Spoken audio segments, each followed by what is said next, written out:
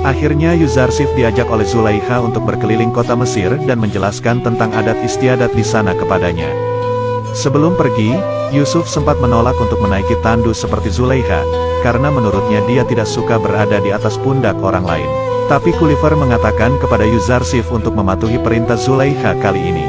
Pada akhirnya mereka pun pergi berkeliling kota, dan Zulaikha mulai menjelaskan beberapa tempat penting di kota Mesir. Pertama, Zulaikha menjelaskan tentang dunia orang mati yang ada di Mesir.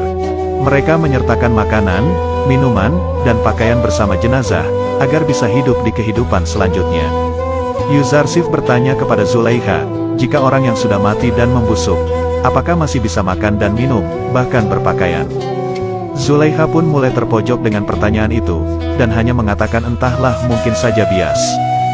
Ketika mereka sampai di kuil Amun untuk menghadiri bangunnya Amun dari tidur, Yuzarsif kembali bertanya kepada Zulaikha, jika Amun semalam tidur, dan bagaimana jika para penyembahnya meminta pertolongan pada malam hari? Zulaikha menjelaskan, bahwa para dewa juga membutuhkan tidur dan para hambanya harus berdoa saat siang hari ketika Dewa Amun sudah bangun. Hal itu membuat Yuzarsif semakin terheran-heran, karena dewa ternyata hanya bisa melayani hambanya saat siang hari saja. Setelah masuk di kuil, Zulaikha kembali menjelaskan bahwa para pendeta terlebih dahulu mensucikan diri di sungai Nil sebelum masuk kuil Amun. Selain mereka, tidak ada yang berhak untuk masuk ke dalamnya. Zulaikha juga menjelaskan bahwa para pendeta akan segera membangunkan Amun, memandikannya, serta memberi pakaian baru dan wewangian, agar dia siap menerima ibadah para hamba-hambanya. Yuzarsif kembali bertanya, apakah Amun tidak bisa disembah orang di tempat yang jauh atau dalam kesendirian? Karena menurut Yuzarsif, Tuhan itu ada di semua tempat.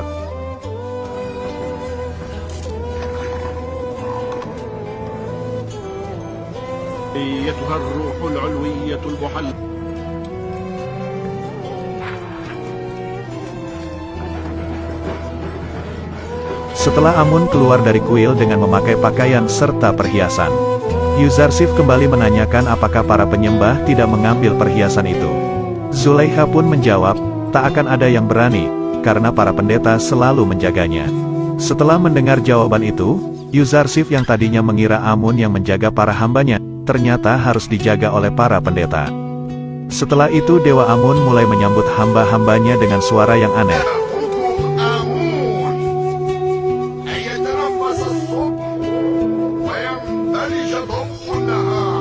Hal itu membuat Yuzarsif heran, apakah tadi yang berbicara itu adalah Amun? Karena menurutnya mana mungkin batu bisa berbicara. Zulaikha menjawab bahwa Amun bukanlah batu, melainkan roh yang menjelma dalam bentuk batu, dan dia adalah Dewa Maha Kaya dan Maha Kuasa. Tapi menurut Yuzarsif, Amun memiliki banyak kebutuhan, mulai dari istirahat, pakaian, perhiasan, dan bahkan sampai harus dimandikan. Untuk bergerak saja dia membutuhkan para pendeta yang harus menyeret keretanya. Ia juga tidak bisa menjaga dirinya sendiri dari para pencuri. Hal itu tidak mencerminkan sifat Amun yang katanya maha kuasa.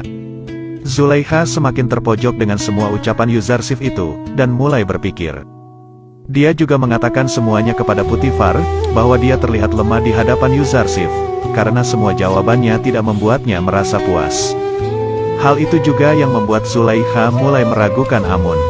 Setelah itu Putifar mengajak Yuzarsifi untuk bertemu dengan Amunhotep, penguasa tertinggi Mesir. Di perjalanan Putifar menjelaskan kejelekan-kejelekan para prajurit kuil Amun, yang dikenal arogan dan haus akan kekuasaan. Dia juga menunjukkan beberapa tempat yang dimiliki oleh Dewa Amun, seperti gudang gandum dan taman wanita yang ada di pinggir sungai. Semua itu adalah milik kuil Amun, yang sebenarnya ditujukan untuk para pendeta saja yang tidak pernah merasa puas. Putifar juga menunjukkan jika para pendeta memberikan makanan kepada warga, agar mereka semua tidak meninggalkan Amun untuk disembah.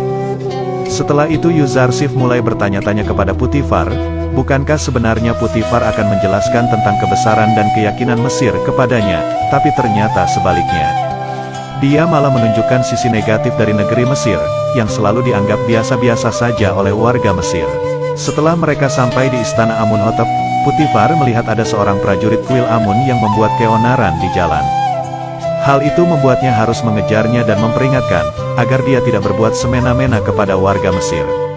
Setelah mereka bertarung dan dimenangkan oleh Putifar, Prajurit itu diancam jika sekali lagi dia ketahuan berbuat keonaran, maka nyawanya tidak akan diampuni lagi. Setelah itu Potifar kembali lagi ke istana, dan masuk bersama Yuzarsif. Di dalam, Yuzarsif kembali terpana melihat keindahan ruangan yang ada di dalam istana. Saat sudah bertemu Amunhotep, Potifar memperkenalkan Yuzarsif, bahwa dia adalah pengiring baru baginya. Namun Amunhotep pun menyindir Potifar, karena mengangkat seorang bocah sebagai pengiringan. Tapi Potifar menjelaskan bahwa Yuzarsif memang terlihat seperti bocah, tapi dia sudah dewasa, matang, dan berilmu. Ketika Permaisuri dan Amunhotep muda memasuki istana, Amunhotep muda terkejut melihat ketampanan Yuzarsif, dan sempat melihatnya untuk beberapa saat. Kemudian untuk membuktikan perkataan Potifar, Amunhotep pun menanyakan pendapat Yuzarsif tentang keagungan Mesir. Jawaban Yuzarsif yang amat cerdas, membuat Amunhotep mempercayai apa yang dikatakan oleh Potifar, bahwa dia bukan anak yang sembarangan. Lalu memberikan hadiah kepada Yuzarsif yang diserahkan melalui Amunhotep muda. Namun setelah dia menyerahkan hadiah itu, tak sengaja dia malah memberikan hormat kepada Yuzarsif, yang membuat Permaisuri mengatakan bahwa penghormatan itu seharusnya tidak boleh dilakukan oleh calon Raja Mesir kepada orang biasa. Namun Hotep muda melakukan penghormatan itu tak sengaja, karena Yuzarsif telah membuatnya kagum. Tujuan Potifar bertemu Amunhotep sebenarnya adalah untuk melaporkan tentang keresahannya kepada prajurit kuil Amun, yang selalu membuat penduduk Mesir merasa resah. Mereka tidak takut dengan siapapun, sampai melanggar semua aturan yang ada. Potifar meminta agar segera bertindak, supaya mereka tidak membahayakan pemerintahan Mesir nantinya. Amunhotep setuju dengan perkataan Potifar, bahwa pemerintah harus mulai tegas kepada pengacau dari kuil Amun. Tapi dia tidak ingin tergesa-gesa untuk bertindak, karena takut akan menjatuhkan korban. Amunhotep mempunyai rencana tersendiri untuk mereka. Sementara itu prajurit kuil Amun yang bernama Padiamun tadi melaporkan kejadian yang dialami saat di jalan kepada Anikmahu, pendeta tertinggi kuil Amun. Anikmahu langsung memarahi Padiamun karena jika dia menjadi Potifar, dia akan langsung membunuh Padiamun saat itu juga. Anikmahu menjelaskan bahwa Potifar dan Amunhotep adalah musuh besar bagi Amun. Tapi untuk menyingkirkan mereka, Anikmahu berpikir ada cara yang lebih efektif dan tidak membuat korban berjatuhan nantinya.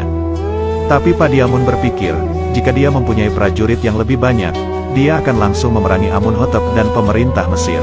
Anikmahu kembali menyindir Padiamun, jika dia memang kuat seharusnya tadi dia bisa mengalahkan Potifar dengan mudah. Tapi kenyataannya dia malah dipermalukan oleh Potifar di jalanan. Anikmahu mengatakan bahwa mereka harus bersabar, karena saat ini Amunhotep dan Putih dalam puncak kekuasaan. Sampai saatnya tiba nanti, mereka harus mempersiapkan semuanya agar bisa menggulingkan Amunhotep dengan mudah.